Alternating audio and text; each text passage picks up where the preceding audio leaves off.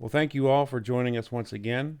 It's good to have you back. We appreciate your time that you've taken to listen to our video and see the things that we have on display here, and also the comments we intend to make regarding this very critical topic right now in our nation, racism in America.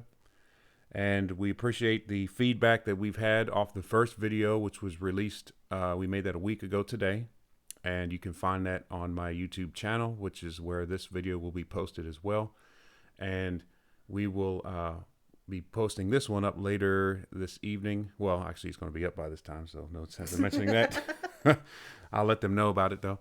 I'm thinking we're on live stream, but we're not. So, but anyways, if you look at the last video, we kind of made some introductory remarks. We talked about the foundation of justice. We mentioned in that video about God being the foundation of justice, the concept of justice and fairness and equality amongst men.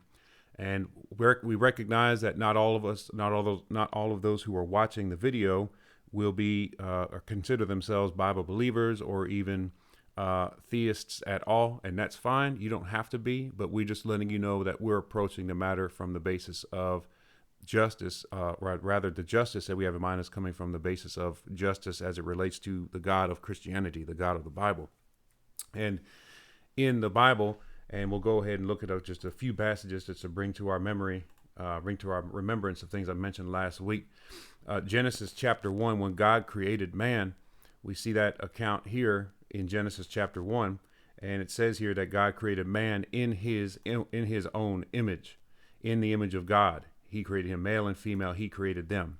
And that throughout the Bible, there is no distinction from that point on of the idea of any men who were not in the image of God as compared to or contrasted to men who were in the image of God. The point being is that all human beings, all of us, from the brightest of the bright to the darkest of the dark, from the tallest to the shortest, from the most masculine to the most feminine, all of us are human beings, and therefore all of us are in the image of God, and therefore in God's eyes all of us have equal inherent value, and we all need to respect and treat one another on that basis, because that is how God treats one of us, every individual, as a human being created in his own image. And so moving forward on that basis, if you want to see more of that talk we had last week about some of the justice of God, we mentioned Psalm 7:11, Deuteronomy 32:4, Matthew 23:23, where Jesus there pointed out that one of the weightier matters of the law is the idea of justice, and that justice is a very critical matter. And when injustice is going on, that is a serious grievance that needs to be addressed and corrected by the community or the powers that be. And so, having that said, we're going to move forward in today's video, which we're going to cover. Hopefully, there's a good chance we won't, but we're going to try. We have some time. We have some appointments later on that have to be met, so we're going to have to cut it off eventually here. Can't just go into the sunset. But what we're going to try to address today is, first of all, we're going to address a question that we left as sort of a cliffhanger off the last video. We'll address that first up front here. And then we're going to cover the topic of no justice, no peace, and as it relates to the issue of protesting, rioting, and looting. And we'll address the effects of those things and that relationship amongst those things there. And then hopefully, if we have any time left, and it's another big issue, which I'm guessing we'll have to at least have rollover, if not an altogether push off to the next video. And that is the idea of all lives matter or Black Lives Matter. Is this an either or a both and? How do we address that situation? Because we obviously see these mottos, these battle cries, if you would, being hurled back and forth, being painted on the street, held high on banners and posts and poster boards. And so that needs to be addressed as well, because that has obviously been a point of tension too. And so first of all, we'll go ahead and get to the question that we left last week. If you look on the screen here, you'll see, I'll go ahead and read it out. And this question was addressed to Kim, and the questioner, the inquirer, is I'd say roughly a middle-aged white male, and he asks this question: a lot of people pushing the institutional systemic racism narrative talk about the fear blacks live in every day from police officer, fear that they will be killed just for being black. As a black woman, did Kim live in this sort of fear growing up? or was this fear felt 10 to 15 years ago? Does she live with such fear now? I'm not asking about a fear of getting pulled over or demeaned. I'm talking about a fear of being killed by a police officer merely for being black. And so we appreciate that question. And again, anyone who's watching and who knows me, you can send me any questions on the comment section in these videos, and we'll try to get to those. Or if you know me personally on social media, you can send me a message in my a private message. And of course, all questions will be anonymous. We will not be bringing any names forth out of respect. And so that being said, we'll go ahead and turn to my lovely wife, Kim, who will be my bride for 16 years a week from this Friday. So we're almost there. I know. That's come a long way, and we could potentially have a long way to go. So if time allows. And so anyways, I turn to my wife at this time, Kim, and she will answer this question. Okay. Well, first of all, I just want to say this is a personal question. This is addressing me specifically. So I obviously don't speak for everyone. Everyone has their own experience in life. So that being said, my answer is no. I don't have a fear of being killed by a police officer. I've never been afraid of dying from a police officer. And I would probably say it's because I don't know of anyone who's been killed by a police officer personally, or know of anybody who knows of anybody who's been killed by a police officer. So that's probably why I just don't have that fear. I've probably been pulled over by a police officer, not very much, probably about 4 to 5 times in my whole life. Mm-hmm. So how many times do you think you've been? Probably about the same. I've been pulled over, I could say at least 4 to 5. I don't know how many beyond that though. Okay. Yeah. And they've been positive except for one. Oh yeah. And you were with me. Yes, I was. Yes, I was. When this happened, and I was so mad. I'll just say that. Yes, she was. I left work that day, and I was a mail carrier at the time, and it was summertime, Texas hot outside.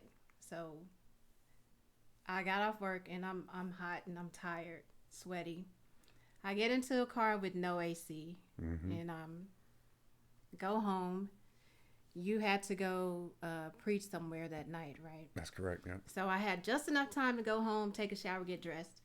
We get in the car again with no AC. And that was a long trip home, right? A long trip. It was like 30 some miles at least. It was far. And there was traffic. There was traffic. We're going through traffic. We get to the end of the traffic, and we realize the traffic was because of onlooker delays. There was an accident on the other side of the freeway. So we're free now. Okay, we're going, and I set my cruise control, and we're cruising, and then a police officer pulls up behind me, and he turns his lights on, and I'm like, me? So I'm thinking, why is he pulling me over? And I pulled over, and he says, yeah, you were going 65 and a 60, and you saw me coming, and you decided to slow down, or something like that, right? Is that how you remember it? Yeah, I just remember you were the one who noticed the officer in the mirror first before I did, and then we just kind of slowed down a little bit, and he was behind you and just kept tailing you for a few minutes. And then that's how I realized, I think he's about to hit the lights here. Yeah, so he said I was going 65 and a 60 is what he said.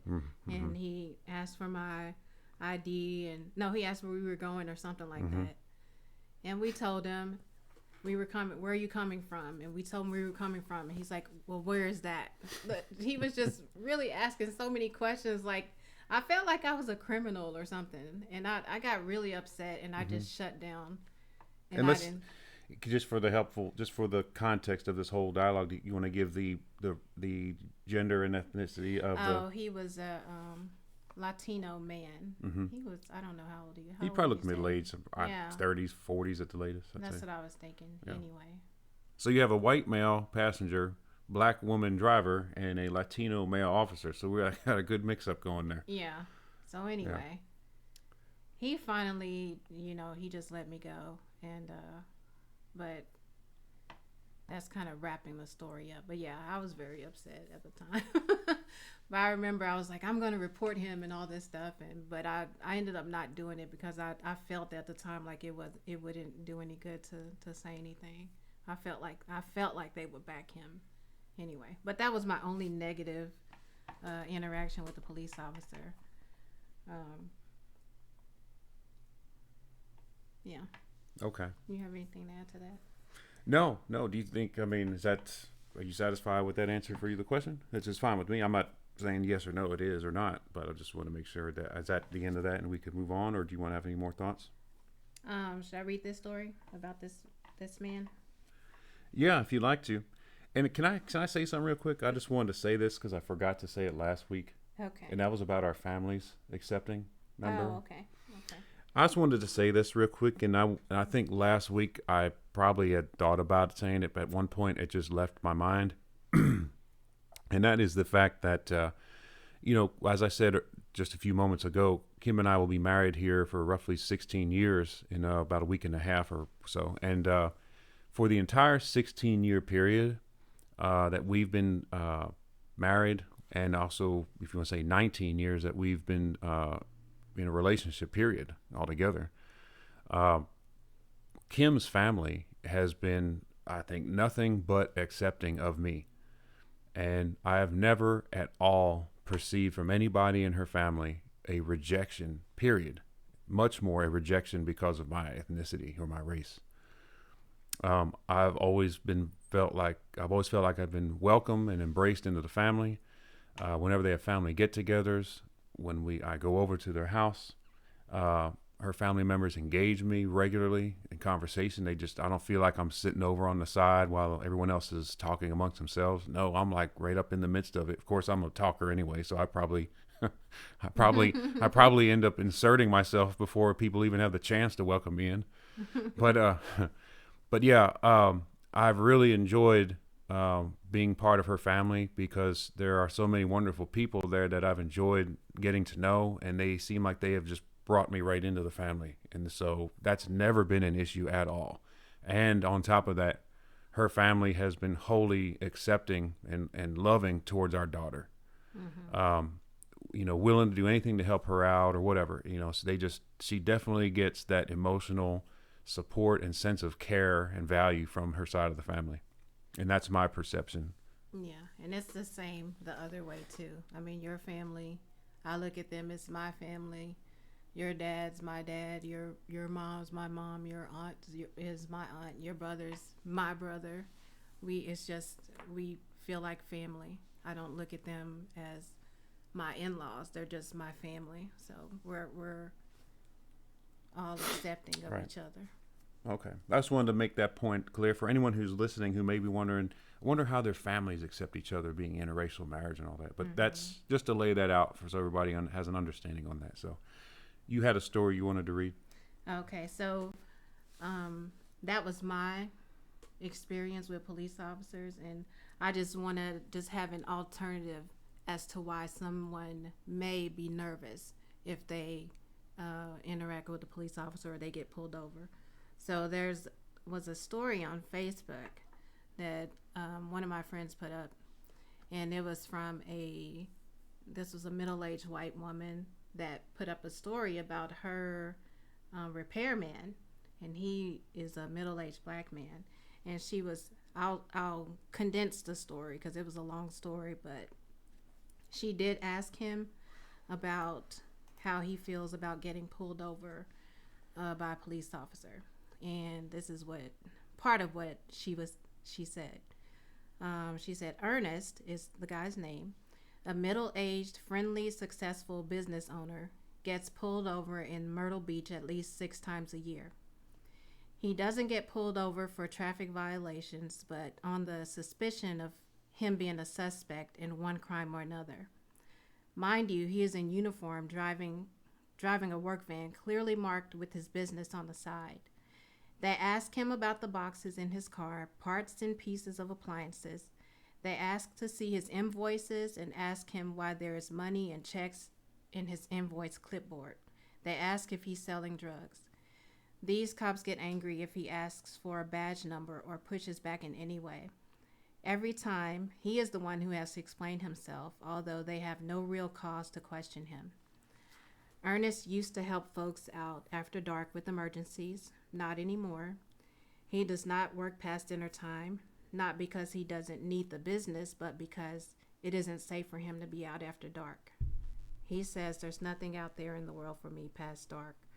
So I guess if most of your interactions with police seem to be negative ones, you may have a little anxiety when you get pulled over. So, I think a lot of it depends on your personal experiences. And I feel like you need to not group officers together as a whole, one way or the other. Like they're all great or they're all terrible. What do you think? I think that's absolutely right.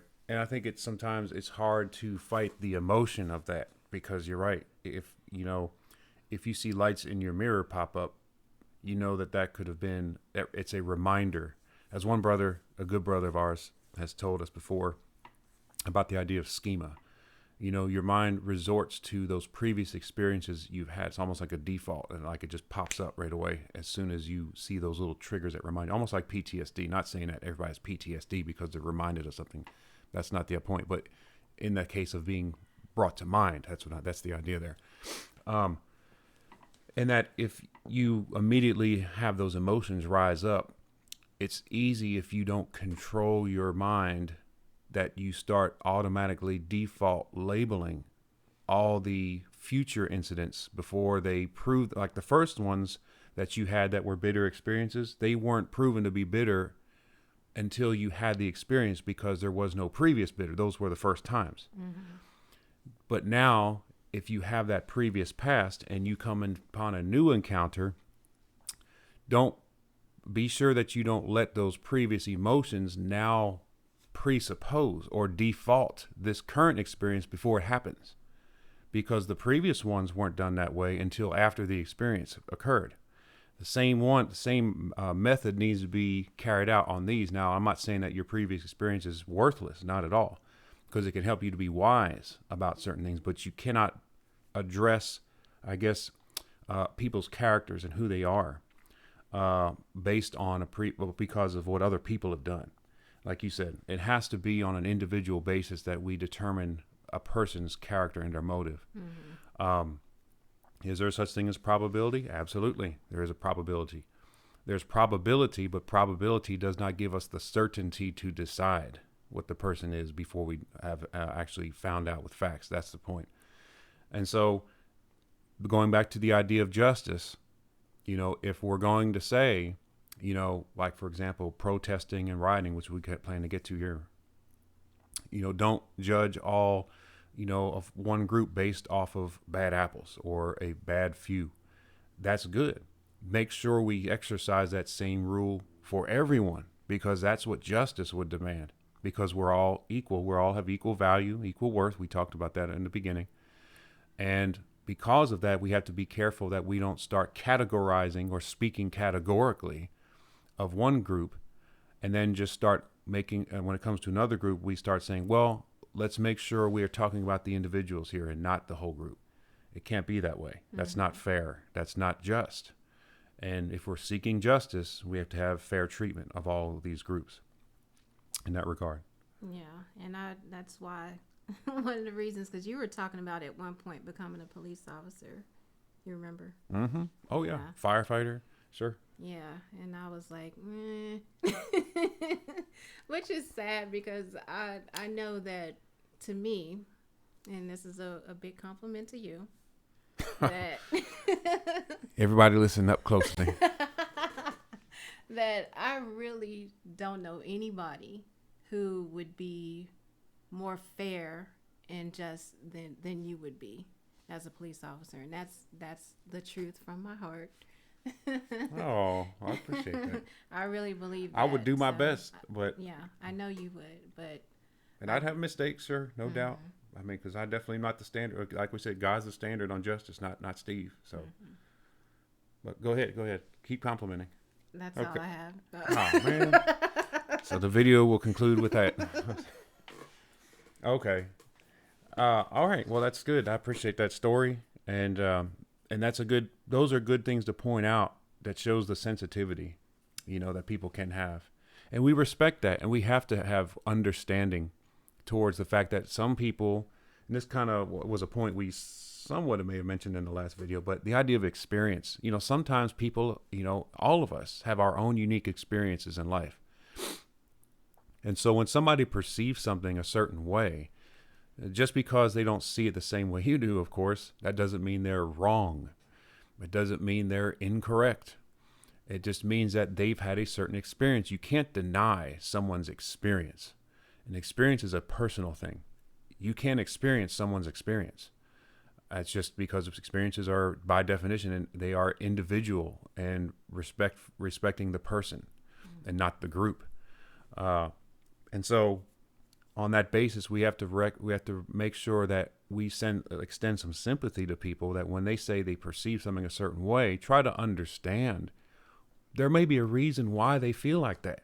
And it may not be because necessarily they just have evil thoughts and they're just trying to look at it like this. And it could be because prior they've had, experiences where it was just bad and bad and bad and bad and bad. And so now number 10 comes up and they're like, well, this can only be good. Well, they're probably wrestling with emotions that would probably beg to say it's the other way. And so make sure we understand that. And so if there is a sensitivity, if there is an idea of caution that we don't necessarily exercise, but someone else may, well, that could be because of that experience. And make sure we recognize that. What we can't do, though, is, as I said earlier, we can't allow our previous experiences to now cause us, or we can't let them give way to where we now mistreat a new individual who had no involvement in the previous experiences. And now we meet a new individual and we start mistreating them based on previous experiences. You can't do that. That's not justice. That's not fair. And so, of course, you shouldn't mistreat anybody, but you can't treat the new person as if they are responsible for the previous experiences. If they had nothing to do with it, you have to do your best to hold those emotions at bay while you deal with this new person or while you interact with them. It's not, we all have to do that. It's not like this is something only a few people are being asked to do. Everybody has to control their emotions at times. I do. There's times where I'm angry about something, but I can't sometimes. That doesn't mean I can just go pick somebody and I can just go across the street to Target or something and say, you know what? I get a free cart of groceries because I'm mad right now. So get out of my way. And when I'm done, I'll leave. I can't do that. Yeah. That's because that's a personal offense to somebody else and to a business. You can't do that. It's against the law. Which kind of rolls us over into our next topic now. Okay.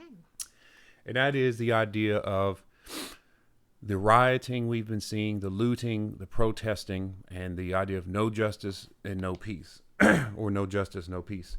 Many of you are, of course, aware, what has triggered these, the videos that we're making here is the racism in America as it relates to some of the current issues, concerning police shootings that have been going on, Ahmaud Arbery, Breonna Taylor, George Floyd. Now we got Rayshard Brooks in Atlanta, who was shot and killed. And so these are causing people to be upset, call into question the idea of police brutality, or say they're bringing to attention something that's already been there.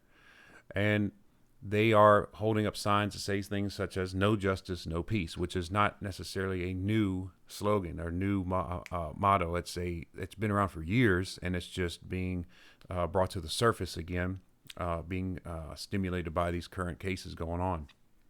And so in the process of the events that have been going on, we see, I think what triggered a lot of the events that we're going to talk about here now is the killing of George Floyd.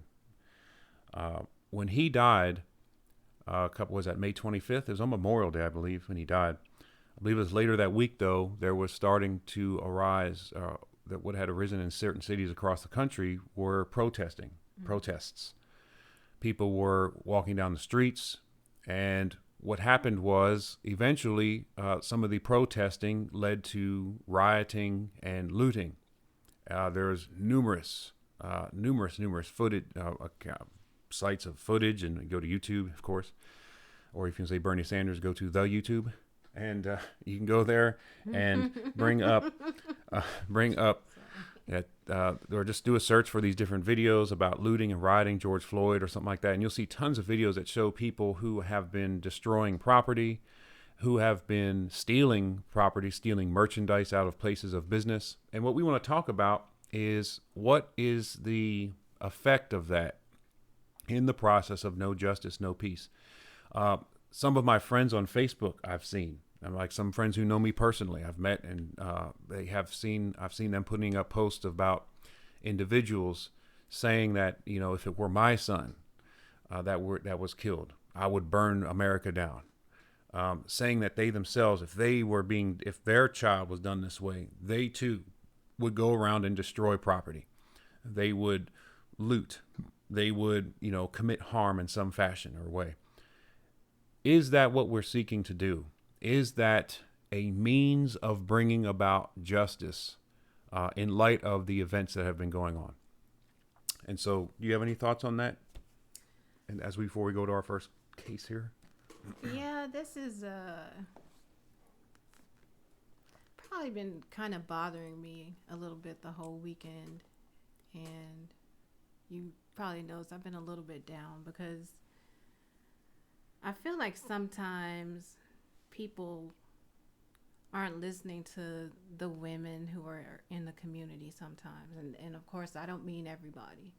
I mean, some people do, but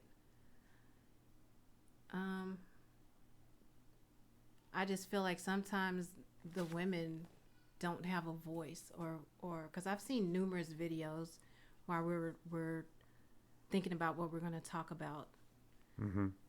I've been seeing videos of women. Some of them we can't play because the languages. Yeah. But they're really upset because they feel like nobody cares about what they're dealing with as far as what's going on in their community. They feel like they're scared, they don't feel safe, and nobody's speaking up for them. Everybody's saying, and when I say everybody, I don't mean every single person, but enough people are not standing up for them to the point where they don't feel safe. And they're crying, and they're like, nobody's listening. Do I matter? And it's been bothering me, and maybe because I can see myself in that. That's how I would probably feel if I was in that situation. Okay. Well, let's look at a few cases here, and that's a valid point. I agree with that because, again, you know, everybody has a voice. Everybody deserves a voice, I should say, because not all people are able to speak up, and sometimes they need others to speak up for them because they don't have the power, or the ability, or whatever to speak out and have a significant influence to gain an ear. And so, let's look at some cases here. Do you want to look at some of those stories? Okay, I'll try not to cry, but I'll watch. Watch them. Okay, that's okay. Because what's good though is that emotion needs to come out. People need to see sincerity and heart. You know, hearts being bothered by this, and not just simply some sort of fight, like it's just a fight or some kind of intellectual thing. There needs to be people see that this is affecting real people. It's affecting lives on a personal level. Mm-hmm. And I mean, men have died. You know, George Floyd is dead. Ahmaud Arbery is dead. Rayshard Brooks is dead. Breonna Taylor is dead. And I'm not speaking necessarily here when I bring these names up. I'm not addressing the lawfulness or unlawfulness of their deaths. I'm just simply pointing a fact out. These lives are gone. That there alone should tell us there's something serious here. And we need to put our hearts into this and figure out what's going on and see if that's something that can be resolved or if there's some help that can be brought to this topic, so that these kind of things will at least be minimized, if not eliminated. Of course, knowing the course of history, saying that they'll just be wholly eliminated is almost an unrealistic goal, but we can definitely minimize things and make things better. I would agree to that for sure.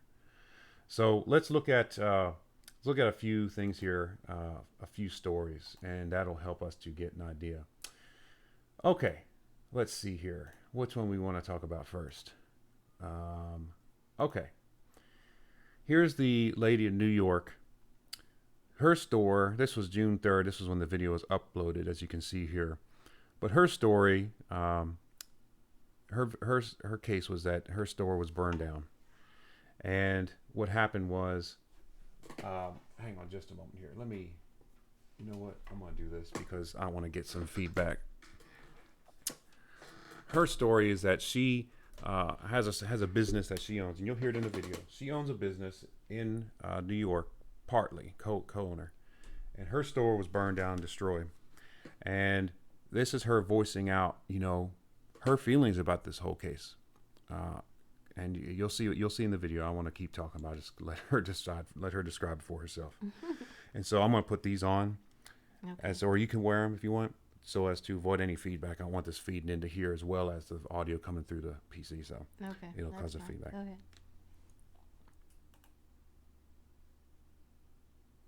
You can start now. The problem that bothers me, you says Black Lives Matter. I work here part-time. Plus, I'm a part owner of this store. You said Black Lives Matter. Why don't you choke me? I'm black. Tell him, sister. Look what you did to my store. Tell him, sister. Look what you did to my store. Tell him, sister. That's right, because I got they back. These are my dudes right here. Good Look men. at the things you've done. Good men. Look. The Black Lives Matter. We've been here all night cleaning up. All night cleaning. And you got black people standing right here with them. Black Tell people. me That's right. Black Lives Matter. Exactly. You lied. You wanted to loot in the store. You needed money. Get a job like I do. Stop stealing. This is the neighborhood. We're trying to build it up and you tearing it down. What's your... Okay, so we'll stop there. That's pretty much the end of the video anyway. So here's this lady. As you can see, she's sort of an older black woman, and she has a business that she's a co-owner of in New York. And during the protesting, you could see in the video there, her store was destroyed, and you can see the damage. And she said that, you say Black Lives Matter. What about me? Here I am. I'm a black woman. I'm owning a business. I'm trying to bring our neighborhood up and showing, black entrepreneurship, trying to bring the business up, or bring the neighborhood up by having my business.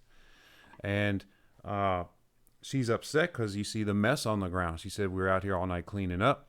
You can see, I'm assuming that was her merchandise in the store. That was I guess it was laying all over the place. So she cleaned it out of the store and put it on the sidewalk there. But her places are ruined. We don't know the extent how that's going to affect her life personally, but you can see that's a business damaged. We don't know if she'll be able to open it back up. That's not anything I'm aware of. But that's money lost. That's suffering that she's had to endure now as a black woman. And the question is, what does this have to do in the process of justice? And because this is in the idea of this happened because of rioting and looting. Is this an effectual, or is this a method or means that effectuates the justice that we're looking for? Right? Yeah, and I guess, we don't know. It probably wasn't whoever the official Black Lives Matter group is. Right. Which I'm not sure who that is right now, but right. Whoever did this and people that support this kind of thing happening in the name of Black Lives Matter. They say Black Lives Matter, but then they support this kind of thing. It doesn't make any sense to me. Right. I don't understand that. And I mean, she is a black life. So she should matter. Her business should matter. So it just upsets me that some people will see all this going on and then justify it and say this is what we have to do for people to hear us. You Right. have to destroy this black lady's business to protect a black person. I mean, that doesn't make sense to me. Right. And I agree with that wholly. This idea of having like a undirected, just how do I put it? Just an undirected, disorderly rage just sweeping across a section of the town and just destroying everything in its path, like floodwaters or like a hurricane. It just comes on shore and whatever is on the land in front of it just gets mowed down. How is that an orderly and structured way of building progress? Mm-hmm. It's a destructive method that ends up burning the whole house down, including your own house. And that's the point that we're making here, is that this kind of behavior is destroying the very thing that you want to build up. Because if the point is we want all the injustice to stop, well, here's a person here who's been now the recipient of injustice out of the goal of injustice. So here's the illogic of it. We are going to commit injustice, and the goal of our injustice is to minimize injustice. So there you go. That's kind of the mentality here. And this woman, especially, what did she have to do with anything as far as the death of George Floyd or any police killings or anything like that? It seems to me, as far as I know of this woman, I don't know, maybe somebody can prove me otherwise, she was maintaining a business. Mm-hmm. And now all of a sudden she has to face damages and, suffer monetary loss and things of that nature. Her business is definitely destroyed. Who knows if it's not beyond repair? I don't know. Either way, this woman was done an injustice. And who will speak out for her? Who will go riot for her? Who will protest for her store? Does she not deserve the same? And so let me look at another.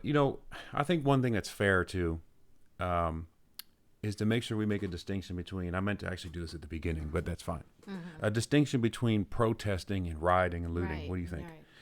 Because for all you listening, we want to make sure that we don't communicate the idea that we're just lumping. Remember we talked about that earlier, about categorizing and lumping and putting everyone in the same group. And sometimes when we're emotional, especially, it's easy just to say things like all and everybody and always and they because we're upset. Be careful when you're upset and how you speak, though, because you can end up overstating and you can say something you'll have to take back later. And then if you have pride that you're dealing with, you won't be willing to take it back. So now you look silly. And so this is why you have to be careful. Especially when you're upset, you have to be careful in your speech and in your language. And so the point I wanted to make was that there is a distinction that should be made between protesting and rioting/looting. Mm-hmm. One is legal, one is illegal. And if I can be more specific, I should say peaceful protesting. And I say that because that's how it is described. Look at here for me. And this is the First Amendment, with many of us are familiar with and many of us are unfamiliar with. But I'll bring it to your memory again. And here's the First Amendment, and it says specifically, and this is the Bill of Rights, the First Amendment added to the Constitution, 1791. Congress shall make no law respecting an establishment of religion, or prohibiting the free exercise thereof, or abridging the freedom of speech or of the press, or the right of the people peaceably to assemble and to petition the government for a redress of grievances. And so that's a lot. And of course, the founders were very careful in how they worded that.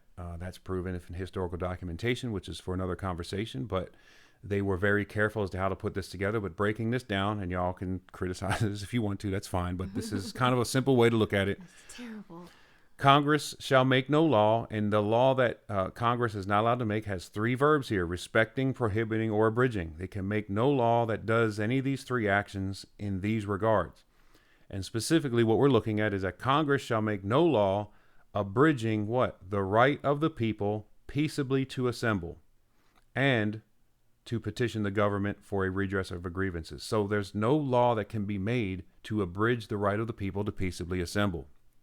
And so we know peaceful assembly, that would be involving the idea of peaceful protesting. That is protected under the Constitution of the United States.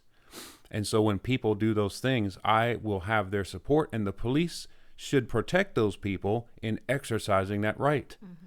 They have a right to peacefully protest. So no protesting that is peaceful should be just shut down on the account of it being a peaceful protest. You can't do that. However, there are laws that prohibit the destruction of private property. You can't vandalize property. You can't deface property. You can't steal. Theft is a crime. What happens when we have cases of people rioting and looting? Well, they're doing just that. And so that's where we deviate off the path of peaceful protest, and now becoming we become those who are performing criminal behavior in the eyes of the law. That is not protected under the First Amendment. And so, having that said, I want to make that distinction so people know that I'm all for peaceful protesting, and or as I say, we are all for peaceful protesting. And so there's a distinction that needs to be made there between protesting versus rioting and looting. So going back to some of the cases we mentioned, let's look at another one here. Look at that green. So anyways, this is the one we saw earlier about the woman and her husband. Remember, lying on the ground? Yeah. So we'll watch this video, and you can see what happens here and see for yourself. We're talking about a tale of two very different situations here. We just had a completely peaceful protest walk right by this area where a business that was looted and the owners were attacked yesterday, actually over the weekend, when they were trying to come back and clean up. They saw on their surveillance video right here, this Orange Theory Fitness, you see all the windows have been broken into and boarded up at this point. But they saw here on their surveillance video people coming in and looting. They wanted to come out and help and show support for those who are peaceful protesters. And that's when they say they were attacked. You can see in the surveillance video windows being broken out during the chaos in Chicago's South Loop late Saturday night. Looters ducking in to take what they can. I could see the glass being completely just shattered, blown out by some object that they threw through the window. Owner Adrienne Alvarez and her husband compelled to come to their Orange Theory Fitness franchise in the early hours of Sunday morning. We weren't necessarily trying to defend the business, but we wanted to go clean up. We wanted to let people know we were in support. We wanted to just be there. But as her husband Ralph was trying to clean up outside, Alvarez says she turned to see him on the ground in front of a large crowd, unconscious. I started to scream. I tried to wake him. He wouldn't wake back up. And I tried to call for the police. No one was picking up. I tried to call from the phone in there. No one was picking up. And people just kept coming by and just looking at him, and I wanted him to wake up. When she went to help him, that's when she says she was attacked. A woman came out of nowhere and hit me over the back with the crowbar. Alvarez finally got through to 911 on her cell phone. She says her husband was taken to Stroger Hospital with a serious head injury. The people that did this, the people that I saw, they weren't protesters. Protesters have a cause. This is a struggle. We're angry. We're angry at what is happening. But this is our city. They're tearing, whoever this is, looters, they are tearing it down. Now, Alvarez says that her husband still cannot eat, but he is in better spirits and getting better at Stroger Hospital right now. She was planning to reopen this Planet Fitness in late June. Hey, if you like that. Okay. So you have that story there. What are your thoughts on that? You want to start first on that? When I look at that, I just hope that that's not the kind of thing that people are thinking it's okay when they're saying I would burn it all down. I will burn it all down. And I mean, I just can't figure out how people can make themselves think that that's okay. I think about comments that I've seen, and I don't understand that mindset. And maybe somebody can message us and explain to us why this would be okay, why this is necessary for justice. And like you were saying, it's you're going to have injustice to combat injustice. I don't know what more to say than that. Me neither. I don't. I think it just kind of, it's hard to really communicate that to somebody any more clearly. You know, this woman here, I mean, would anyone say for a moment, let's just stop and look at this. Here's this woman and her husband. Would anyone say, yes, this woman, in light of the events that happened with George Floyd and police brutality and all that, this woman here and her husband deserved to have their store broken into and smashed. Her husband deserved to receive a head injury. She deserved to go outside and see her husband unresponsive on the ground. Yes, that's what they deserve. Would anyone say that for a moment? And if someone were to suggest that, I would say, then I have nothing to say to that person, and I really don't care to see them anymore unless they change their mind on that. Because that's a pretty foul and disgusting attitude. And that's the kind of attitude that leads to violent societies. People who have no care at all on people who weren't even involved with anything, that just got to sit back and take violence and destruction because someone is angry about something. Even if the person has a right to be angry, the fact that they will come and destroy someone's property. And then you would in turn co-sign that and say, oh, that's good. Right. And so if she didn't deserve that, then we have to call into question, say, then those people should be held accountable, or we definitely should not be verbally lending our understanding of the violent behavior portion. I have no problem saying to somebody, I understand that they are upset about something. If they're upset about an injustice, that's fine, because injustice is something worthy to be upset about. But if someone is saying, I need to understand why this person trashed someone's place of business, I'm sorry, I cannot relate to that. I can't relate to them doing that and saying, yes, I can see how they would want to go do that to someone's property. No. This woman here and her husband, of course, we see they definitely suffered damages to their business, and her husband received personal injury. I mean, this is her husband. She's in the store, comes out and finds her husband unconscious, according to her report. What's that? I mean, why would that woman need to feel that way? That is not fair to her at all. And again, will this woman receive a protest for her? Will there be people now trashing other places on behalf of the injustice she received? And see, the fire continues to burn and burn and burn, folks, until there's nothing left to burn. And society becomes an ugly, ugly place. And nobody wants to be here anymore. That's what happens when this continues to go on in this manner, as we'll say, this manner. Now, what's one more I wanted to read? Maybe the kid, maybe? The kid? Oh, what about the lady? The one in this one here. Oh, okay, yeah. Then we'll go to the child. Okay, look at a couple more. This is a good one too. This is in Minneapolis. This was in the heart where George Floyd was killed, up in Minneapolis. And this was, you see this on May 30th here. This woman here, well, let's just let her tell her story. She is a resident in the Minneapolis area, though.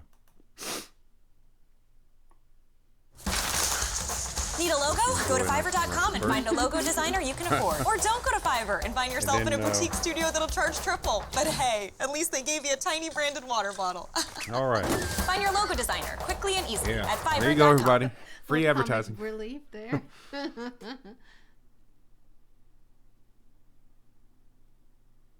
And now if it'll play. Uh-oh. We do have Ben Henry with us now, right now. Yes, there's Ben. All right, Ben, tell us a little bit about where you are, and I heard you've been talking to some people in that area. Yeah, I'm by the 5th precinct, and there's a lot of emotions. I'm joined by Stephanie right now. Hey, Stephanie. I've been hearing your frustrations, and I would love for you to share them with the community right now, because you and so many others are going through such a rough time. How was last night? Scary. I live in the high rise right back here, and I seen them as they came down Lake Street.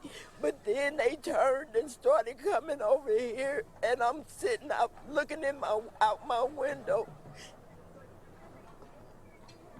And they went straight to Office Max, the dollar store, and every store over here that I go to. I have nowhere to go now. I have no way to get there because the buses aren't running. These people did this for no reason. It's not going to bring George back here. George is in a better place than we are. And last night, I'm going to be honest, I wish I was where George was because this is ridiculous. These people are tearing up our livelihood. This is the only place I could go to shop. And now I don't have anywhere to go. I don't have anywhere to get there. I know you mentioned, being in your home last night, and you did have some folks that were helping, holding the ground. And you see some cleanup right now as well. There are signs of hope, but I can see the frustration still. When the National Guard came down 31st and they realized that they were coming down 31st, they tried to run in the building where I live at. And they couldn't get in because there was security there, and I'm glad they were there. Because if they had got in that building, there's no telling where they would have hid to stay safe and try to mess with us inside the building because we're handicapped. And I'm not trying to use handicap as a crutch, but there are certain things I can and cannot do. And for them to do what they did last night was just stupid. It was ignorant. Now what are you gonna do? Where are you gonna shop at? Half the people probably don't even live in Minnesota. They don't care. Stephanie, thank you so much, and I hope you find some peace, you and your family tonight. Brandy. All right. Yeah, that was a sad story. That was a very sad story. You see that woman there. She. The real reason it's so hard. Let me mute this. That woman there, she lives in the Minneapolis area, and excuse me, you could see that she was describing her story, talking about how the rioters were coming down her street. She saw them coming down the street. Is that what she said, right? And in the process of that event, she was kind of wondering what's going to happen, right?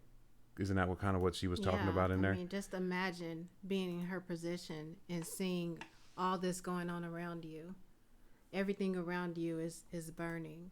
You don't know what's going to happen. I mean, she was probably very scared. Right. And she just in her stores are burned. The ones that she would shop, she's like, where do I go? Right. For shopping. I can't go anywhere. The buses aren't running. Mm-hmm. And she's handicapped. The place in which she lives, I guess, is a facility because it sounded like she said we are handicapped. Like maybe she lives in a handicapped facility or something. I'm not certain about that. But she's like, where are we going to go? Yeah, we can't just up and run because we're not able to. Mm-hmm. And we see these folks coming down the street and then they start heading towards our place. Imagine the fear that she had come upon her, especially if she saw the kind of behavior that they had been doing. And now because of that, remember, is this all for what? Is this all for justice? Is this in the cry of no justice, no peace? Because this woman has definitely had her peace disrupted, no doubt. If she had peace, it was definitely disrupted now, I would say. Mm-hmm. Look at her. And in the process, she is now the recipient of injustice. Her neighborhood and all that has been damaged and destroyed in certain ways to where it now affects her life personally. And you heard her say, I wish I was where George was. Mm-hmm. What do you take that to mean, listeners? Could that mean that she's saying, I wish I was dead like him? In other words, my life is so distressed right now. I wish I was dead so I wouldn't have to feel like this. I don't know if she meant that exactly. That's kind of how I understood it. Yeah, that's what I took from what she was saying.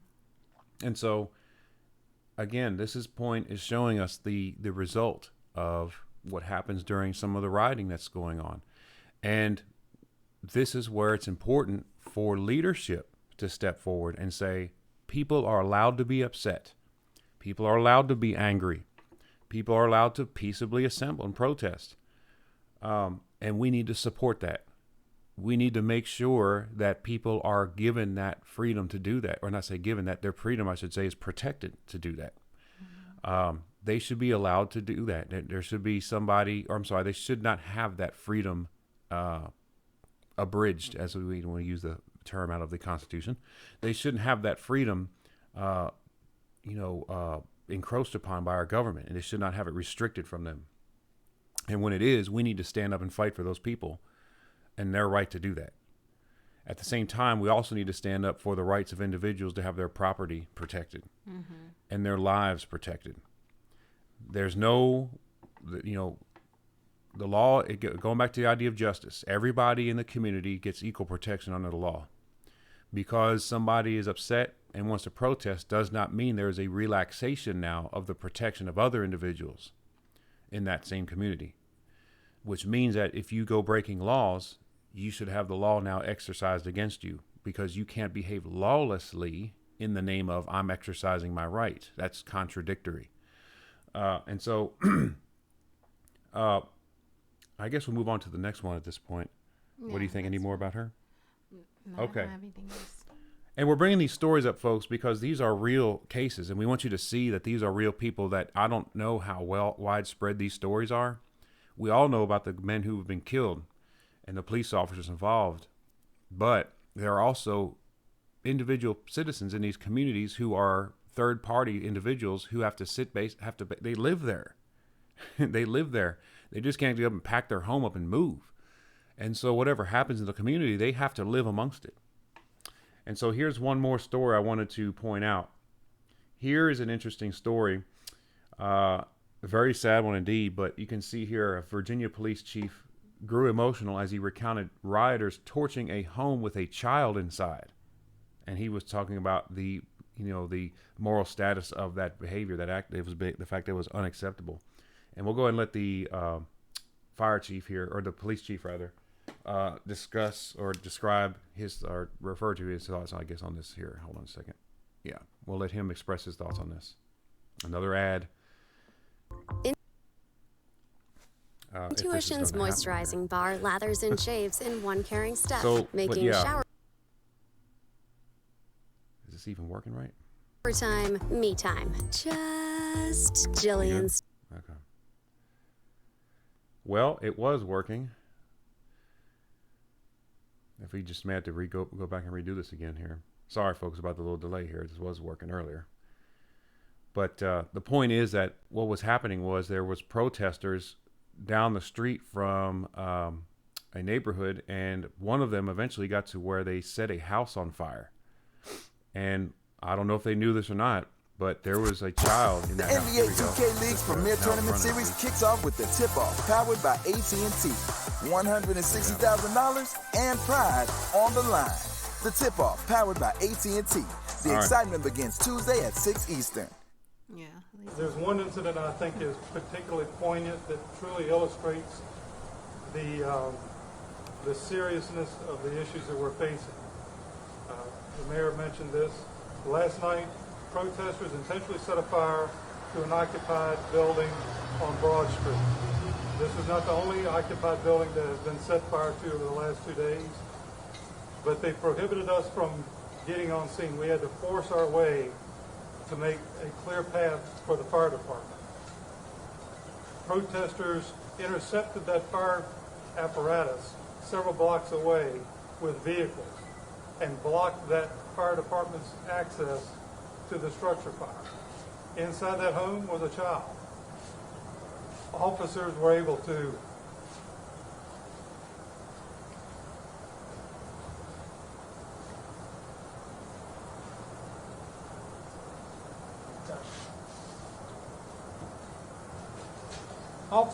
help those people out of the house. We were able to get the fire department there safely. Sorry.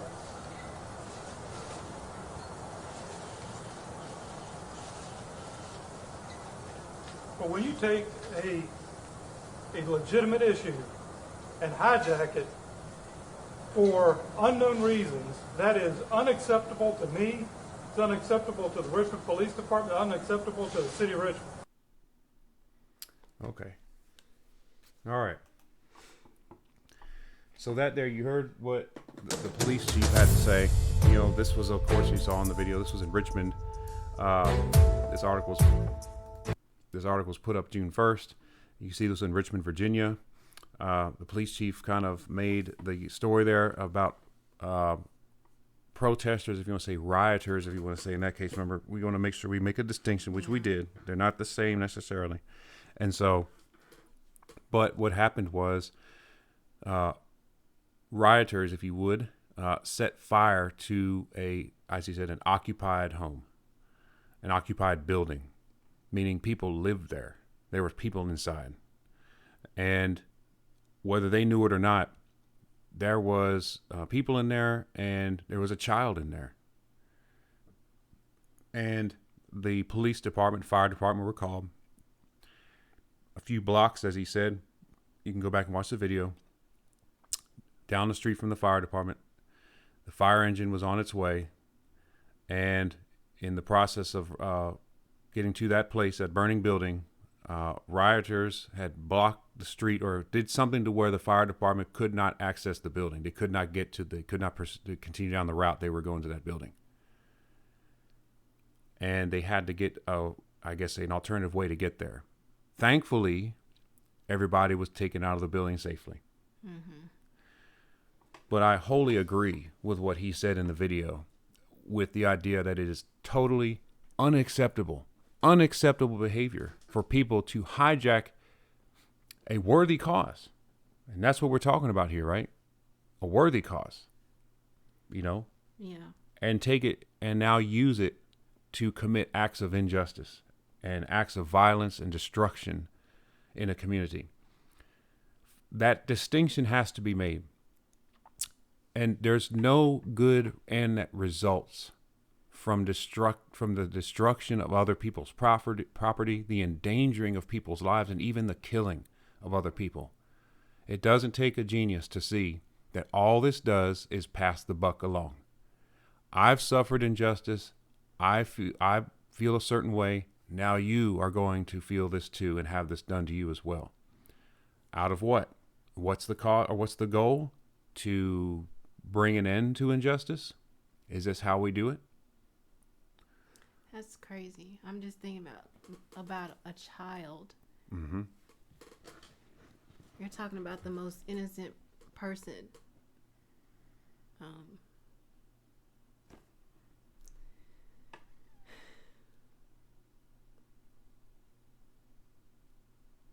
I'm just thinking if about our own child in a situation.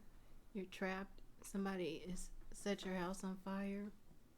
You don't know if you're going to get out. How can people be okay with this?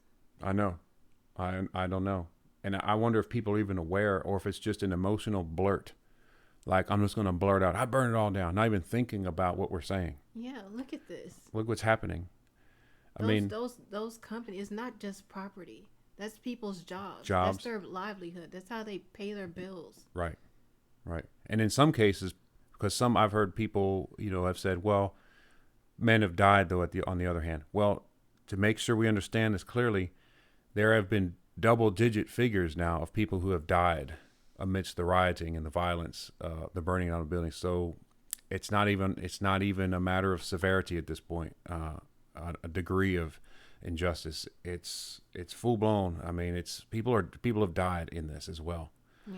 But we can at least let you hear the hearts and hear the voices of those who are still alive, though, and have suffered injustice, and those who have seen it occur.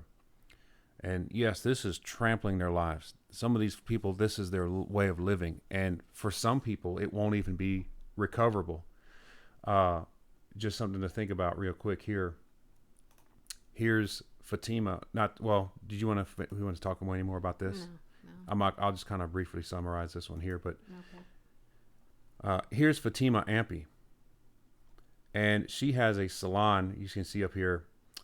She's in Minneapolis as well. And this was put up June 2nd, as you can see right here. And she has a salon that was on the verge of reopening in the light of the COVID-19, of course.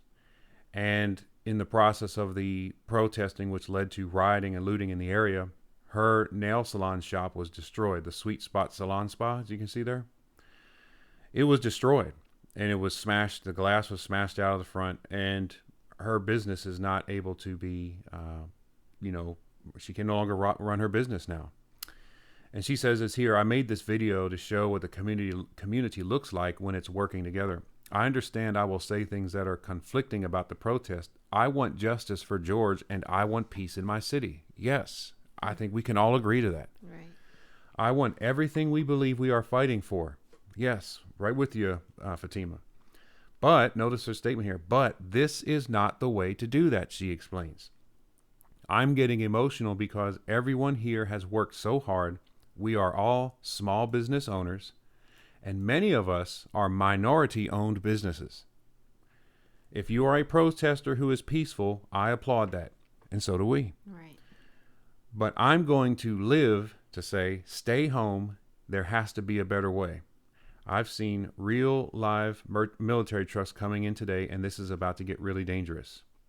But watch this here, folks. She goes on to say, I'm a cash startup business, a single mom who has not been working for 8 weeks because of the pandemic. Our dreams are being destroyed, she continues. I cry for George, I cry for injustice, and I cry for peace. Or I cry for justice, rather, excuse me. I cry for George, I cry for justice, and I cry for peace. But right now, I'm crying for my community and crying for the dreams that have been destroyed, that will take years to rebuild. You know, when people say things like, well, it's replaceable, that's property, they can replace that. Folks, are we saying that while we sit on our couch in our air-conditioned home with our car sitting in the driveway ready to go when we want to go somewhere? Going to work. Yeah, man. These folks can't just hop back on the street with their business rolling by the end of summer. It's going to take time and money, and they have to go get resources. I mean, this takes a long time, and that's if it can be done. And the people, there are people that work there too. That just reminds me of a lady a long time ago when I was a kid, and we were living in some apartments, and the apartments across from us burned down, and they lost everything. Oh yeah, we gotta hurry. That's okay. But they lost everything, and the wife there, she ended up having to get a job at a fast food place, and I mean, they were barely making it. And I'm just thinking, what if this was a place that she worked at, and it was destroyed, and she's already set back, and now she's set back more, and I can't imagine the despair and hopelessness that you would feel in that situation. And I think while we're thinking about George Floyd and other people that have been through police brutality, don't forget about these people as well, and what they're dealing with. Yes. Because they matter too. Yes, and that's excellent. Can we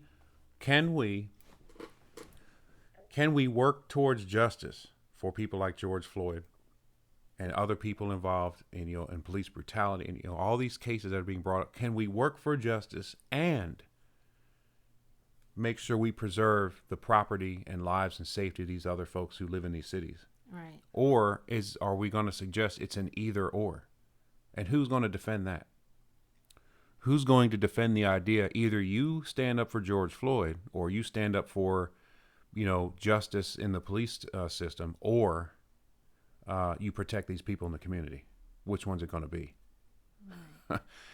If that's your position, I'd say you need to seriously sit down and reconsider basic thought processes, because that's not hard at all to see how there's a solution that can be to where people can act and they can have a intelligently directed anger and frustration and not have this unbridled, almost beastly behavior of just demolishing whatever's in front of my eyes.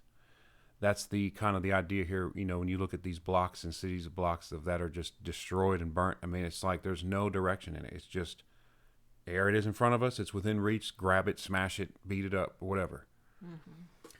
And so Fatima goes on to say here, and that's a very good account, by the way, that lady, and that's so true. We don't think about that because if we're too busy thinking about how we feel and don't stop to think about what situations others may be in, we'll just plow right through their lives and say, sorry, I got feelings. Well, yeah, so do they. Yeah. They have lives too. And so Fatima here goes on in the article, you'll see, she said it would take years to rebuild. And she says, I know racism is real. I know it's alive and it's thriving, but I feel there is a space where we can have courageous conversations. That's what we're trying to do here in these videos. You know, at least get something out there for people to, you know, get something going. And share our dialogue and help people help people understand our experience instead of shattering glass. Yes, exactly right, Fatima. That's this lady here. That's the one who's putting in there. High five to Fatima on that. I stand with Fatima on that. That's for sure. What's interesting is, as I was reading her story on another report of the same from Forbes here, but it's talking about, it mentions her story in this one as well, but it also refers to her neighbor. If I can get this to work right here. But anyway, it talks about Fatima here, Fatima Ampey, and her salon, and it talks about her neighbor, Dan Fahrenkamp, who runs a business called Iron Door Pub with his brother and 2 friends, also watched his dreams go up in flames. And look what he said. I got to live the surreal experience of watching a live stream of my business burning. Imagine seeing that. You're watching on live stream your own business going up in flames. He says, my wife and I took out a 401k loan to open up this business 5 years ago, and we literally made our last payment on it. We were open for one more day, and then we had to close for St. Patrick's Day because of coronavirus. And now watch, folks. COVID-19 was a kick in the gut for his business, but the burning and looting of the pub this week was truly devastating. Fahrenkamp said they were planning to open Monday as Minneapolis lifted its coronavirus restrictions. With the majority of the business interior destroyed, Fahrenkamp has had to do what, folks? Look, let go of his 30 employees and expects it to be months before he can reopen, if he can reopen. So here now is 30 people, Kim, 30 people now without this job. I don't know if that was their only job or not, but these are 30 people who are now unemployed when it comes to this business. Yeah, and you don't know their stories. Right. You don't know their stories. Yeah, now they have, right, exactly. And so, you know, I guess I'm going to kind of wrap this up here. Yeah. So I would just go ahead. You go ahead. You go first. I would say, you know, while we're all trying to listen to each other and understand each other, let's listen to these people as well. Mm-hmm. Let's listen to people who have been victims of police brutality. Let's listen to the people that live in these neighborhoods who feel like nobody's listening to them, like they don't have a voice or protection. You know, there's got to be some kind of way for us to get past this. It's a mess. It's like a really dark time right now. Mm-hmm. Exactly. And so, yeah, I would agree with that 100%. And, you know, we want justice and we want peace. And of course, you know, no justice, no peace. Well, I can't say that I would support that in the sense of going around and just initiating disturbance and unrest and distress especially amongst people in the community who just have to live there. That's not an answer to arriving at justice. And so what we have to do is make sure that we have these angers, we have these frustrations. That's okay, folks. Remember, the Bible makes it very clear in the book of Ephesians that it's okay, Ephesians 4:26, that it's okay to be angry, but do not sin. What's that? I was just saying one more thing. I just want us to also listen to police officers too, because I know some of them that have been working really, really hard, and they've been dealing with a lot of abuse as well. Mm-hmm. I've seen stories from the wives of some of these officers, and I can't imagine being the wife of a good police officer right now. That's a good point. And maybe that's something we can address later on, which I think I already had that written down somewhere. But yeah. And so the point is, folks, is that going what I said just a moment ago is that it's okay to be angry. The Bible, I believe it's Ephesians 4 and verse 26. You can be angry. You're allowed to be angry. Just don't sin. That's the point. Don't do injustice to somebody. Remember, Jesus said that justice is a weightier matter of the law. Sin is transgression of the law, 1 John 3:4. And so when we sin, it's definitely committing an injustice is a sinful thing. And so you can be angry. That's fine. Just don't sin in the process, because that's going to be counterproductive to your goal. And so as we, discuss these things, folks, our goal, of course, is to get people to stop for a moment, just to give, as I always say, a sincere, reasoned dialogue. That's the goal here. We want to help people out. We ourselves are not, we don't claim to be the source of all these things. We don't have the answers to all this. God does. And we want to use reason as well. We want to think logically. We want to think intelligently. And when we have undirected, unintelligent, unbridled frustrations and angers, that's only going to give us a larger problem in the end. When we settle down and take a deep breath and look around us, we'll say, what have we done? What have we done? And we'll see that we've just destroyed the place in the process of trying to clean it up. And so it's not the answer. Yes, we want to make sure we make that clear. As I said a moment ago, let's get these frustrations out. If you want to protest, that's totally protected under the law. And I support that. I would be against somebody who tries to restrain or restrict the right for someone to peacefully protest. You can't do that. You can't restrict that. That's someone's right. And so what we do have to do at the same time is to be fair in the name of justice, and also make sure that we protect the rights of others to own property, to not have that property destroyed, and to have the right to not have their safety put into risk because of others' careless and unlawful acts. And that's what we're trying to seek here, folks. Remember, we're trying to find justice across the board for everybody. That's what we have to aim for. And if any of our methods involves, in the process of accomplishing justice, the unjust treatment of others, then we have to scratch that plan. That's not a cure. That's not a solution. It's a further way to create more problems. And so we want to start. I guess we'll go ahead and stop there. Yeah. It's been a good video, and we will get to the All Lives Matter and Black Lives Matter issue. I guess we'll make that part of the next video. Yeah. And we'll get to more of the questions, of course. We're not trying to drag those out any further than we have to, but there's just a lot to say, folks. So we appreciate you taking the time to listen to this video. Again, if you have any questions, please put them in the comment section or send a private message to me or Kim, and we'll add those in. We definitely have those recorded or on record, so we're going to definitely be addressing those. And anything what we've said that you think might be incorrect, or any other additional thoughts, we'd appreciate those as well. And so thank you for taking the time, and stay tuned, and hopefully we'll get another one out in a week or so. Take care.